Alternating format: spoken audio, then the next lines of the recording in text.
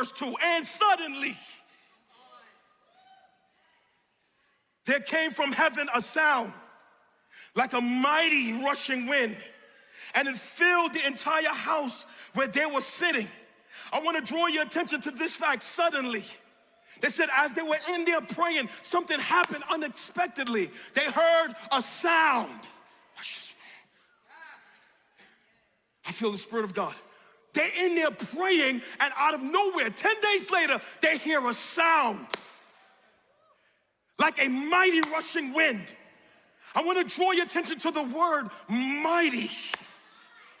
Man, it will probably sound like, if you've ever heard the winds from a hurricane, that sound like a freight train on the outside of a house. They're sitting in that room and then they hear winds, something like sound. It was mighty, it was powerful. It probably sounded like a freight train.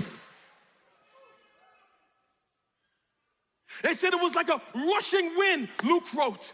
Wind is synonymous with God's presence. The word wind in Greek means pneuma, where we get breath from.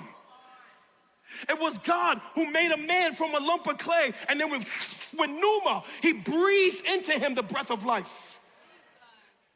It was God working through Ezekiel in a vision who saw dry bones, which represents the state of Israel, and breathed into them life. It was God through the Holy Spirit that breathed into men to write the Holy Spirit. So we know that when we see wind, it represents God. It represents his breath. It represents his power and his presence.